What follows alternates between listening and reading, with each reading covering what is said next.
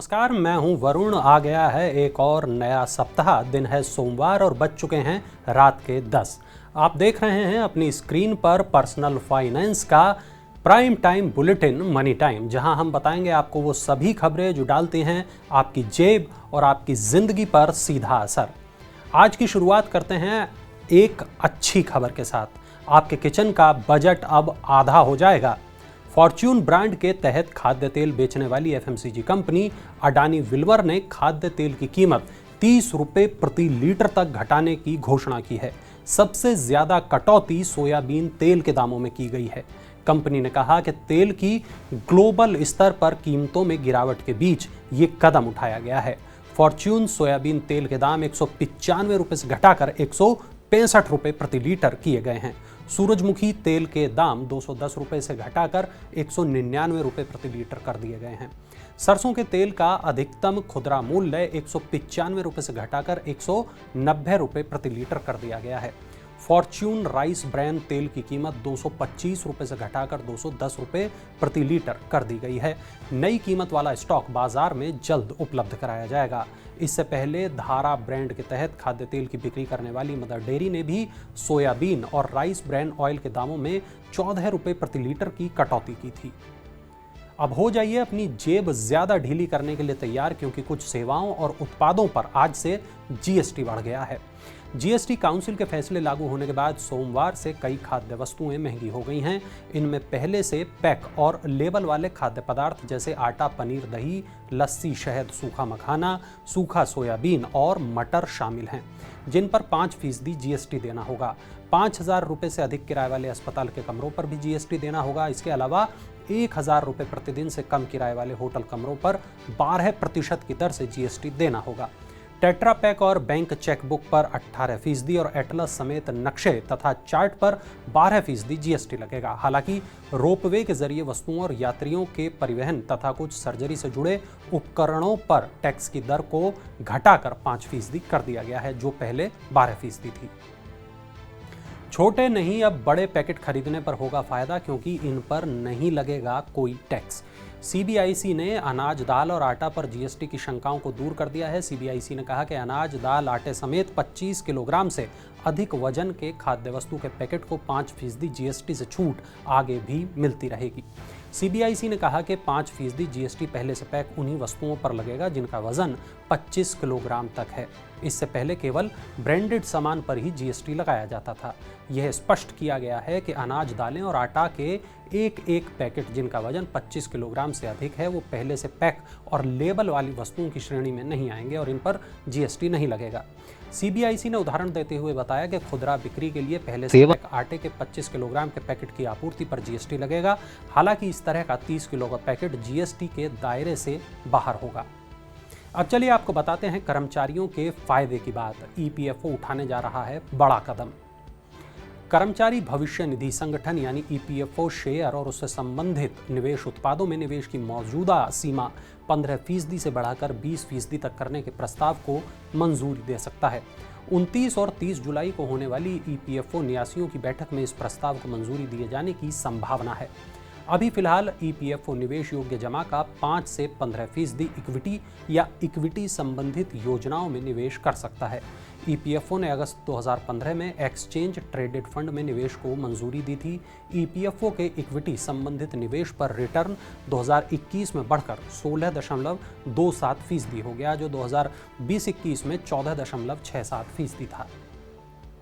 अगर आपने समय से पहले तोड़वाई एफडी तो देना होगा डबल जुर्माना। आइए जानते हैं किस बैंक ने ऐसा फैसला किया है। अगर आप यस बैंक के ग्राहक हैं और आपने फिक्स्ड डिपॉजिट यानी एफडी करा रखी है, तो अब आपको तगड़ा झटका लग सकता है। दरअसल यस बैंक के ग्राहकों को एफडी की प्री मैच्योर निकासी करने पर ज्यादा जुर्माना देना होगा। नया नियम 8 अगस्त 2022 से लागू होगा। पेनल्टी की राशि एफडी की अवधि के हिसाब से तय की जाएगी। 181 दिन से कम समय वाली एफडी पर अब समय से पहले निकासी करने पर 2 गुना जुर्माना देना होगा। बैंक ने इस पर जुर्माने की राशि 0.25 से बढ़ाकर 0.50% कर दिया है। इसी तरह 182 दिन या उससे ज़्यादा अवधि वाली एफडी को समय से पहले तोड़वाने अथवा निकासी करने पर अब 0.75% जुर्माना लगेगा, जो पहले 0.50% था। राहत की बात यह है कि ये नया नियम वरिष्ठ नागरिकों पर लागू नहीं होगा। ग्रामीण अर्थव्यवस्था में आ रहा है सुधार, मनरेगा के आंकड़े दे रहे हैं ये संकेत। महात्मा गांधी राष्ट्रीय ग्रामीण रोजगार गारंटी योजना यानी मनरेगा के तहत रोजगार सृजन लगातार दूसरे महीने जून में ऊंचे स्तर पर बना रहा। इससे ग्रामीण श्रम बाजार में स्थिरता आने का संकेत मिलता है। मनरेगा सरकार की फ्लैगशिप ग्रामीण जॉब गारंटी स्कीम है। इसके तहत प्रत्येक ग्रामीण परिवार को 1 साल में 100 दिन काम की गारंटी दी जाती है। जून 2022 में मनरेगा के तहत 2.72 करोड़ ग्रामीण परिवारों को काम उपलब्ध कराया गया, जबकि मई में ये संख्या 2.61 करोड़ थी। जून महीने में 41.2 करोड़ श्रम दिवसों का सृजन हुआ, जबकि मई में 43.5 करोड़ श्रम दिवस का सृजन हुआ था। मॉर्गन स्टैनली ने घटाई भारत की जीडीपी ग्रोथ का अनुमान। नोमुरा के बाद अब मॉर्गन स्टैनली ने भी भारत की चालू वित्त वर्ष के लिए जीडीपी ग्रोथ के अनुमान को घटा दिया है। मॉर्गन स्टैनली के एनालिस्ट का मानना है कि देश की जीडीपी ग्रोथ 2022-23 के दौरान 7.2% रह सकती है।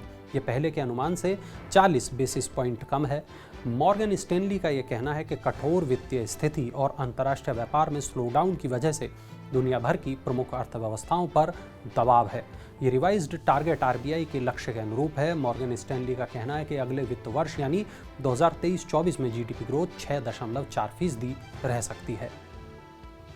आईडीएफसी फर्स्ट बैंक के ग्राहकों के लिए खुशखबरी है, निवेश पर अब ज्यादा रिटर्न मिलेगा।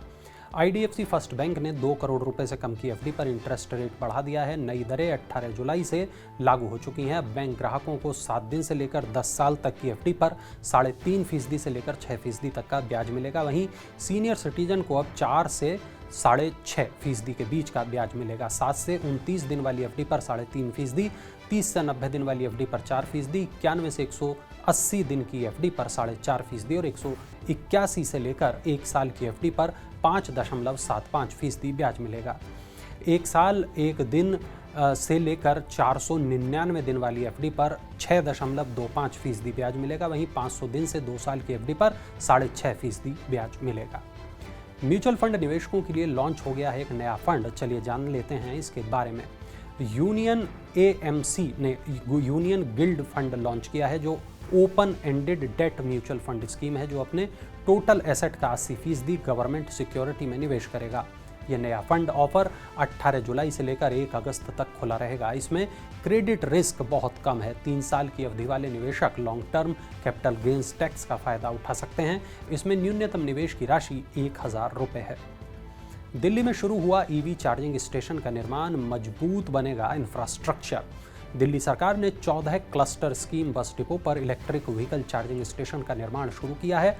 इन स्टेशन का निर्माण राजघाट, छतरपुर, द्वारिका, सेक्टर 22, सीमापुरी, दिलशाद गार्डन, कैर, रानीखेड़ा, कंजावाला, बवाना, सेक्टर 1 और सेक्टर 5 आदि में किया जा रहा है।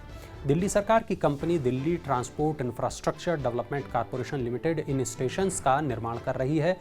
नए चार्जिंग स्टेशन पर ग्राहक 2 रुपये प्रति यूनिट की दर से अपने वाहन को चार्ज कर सकेंगे। दिल्ली सरकार की योजना इस साल सितंबर तक शहर में 100 नए चार्जिंग स्टेशन शुरू करने की है। अभी दिल्ली में 573 चार्जिंग स्टेशन, 812 चार्जिंग पॉइंट और 318 बैटरी स्वीपिंग स्टेशन हैं। मारुति सुजुकी ने लॉन्च की मिनी एसयूवी एक्सप्रेसो का नया वर्जन। इसकी कीमत और फीचर्स दोनों ही शानदार हैं। मारुति सुजुकी ने आज नेक्स्ट जेन के series 1.0 litre dual jet dual VVT engine के साथ नई एस्प्रेसो को लॉन्च किया है। इसकी कीमत 4.25 लाख रुपए से शुरू होती है। इसका माइलेज 25.30 लीटर प्रति लीटर है। नई एस्प्रेसो हिल होल्ड असिस्ट के साथ आएगी। इसमें डुअल एयरबैग, ईवीडी के साथ ABS, high speed alert system, reverse parking sensor जैसे तमाम बड़े शानदार फीचर्स हैं। तो ये थी आज की तमाम बड़ी खबरें, ज़रूरी खबरें, महत्वपूर्ण खबरें, और ऐसी ही तमाम ज़रूरी खबरों के लिए, बड़ी और महत्वपूर्ण खबरों के लिए आप देखते रहें मनी 9, देखते रहें मनी टाइम, और चलते चलते देखिए हमारा ये खास इन्फोग्राफिक।